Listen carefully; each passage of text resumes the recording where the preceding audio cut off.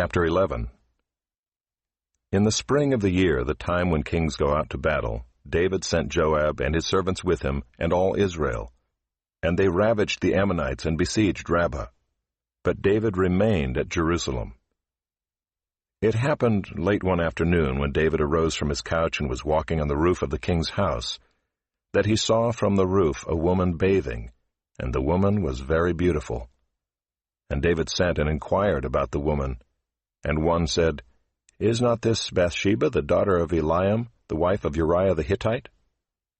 So David sent messengers, and took her, and she came to him, and he lay with her. Now she had been purifying herself from her uncleanness. Then she returned to her house.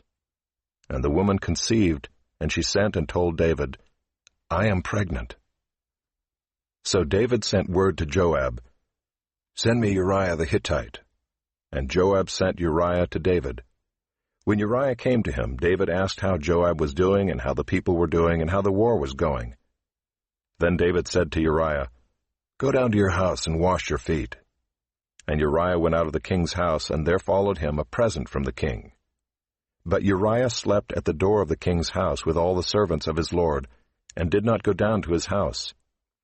When they told David, "Uriah did not go down to his house," David said to Uriah, "Have you not come from a journey?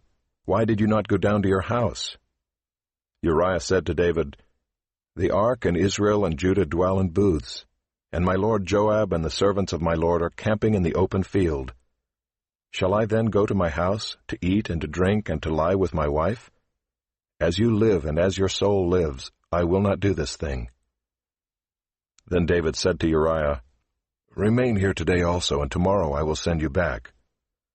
So Uriah remained in Jerusalem that day and the next. And David invited him, and he ate in his presence and drank, so that he made him drunk. And in the evening he went out to lie on his couch with the servants of his lord, but he did not go down to his house. In the morning David wrote a letter to Joab and sent it by the hand of Uriah. In the letter he wrote, "Set Uriah in the forefront of the hardest fighting, and then draw back from him, that he may be struck down and die." And as Joab was besieging the city, he assigned Uriah to the place where he knew there were valiant men. And the men of the city came out and fought with Joab, and some of the servants of David among the people fell. Uriah the Hittite also died. Then Joab sent and told David all the news about the fighting, and he instructed the messenger, "When you have finished telling all the news about the fighting to the king, then if the king's anger rises, and if he says to you, 'Why did you go so near the city to fight? Did you not know that they would shoot from the wall? Who killed Abimelech the son of Jerubbesheth?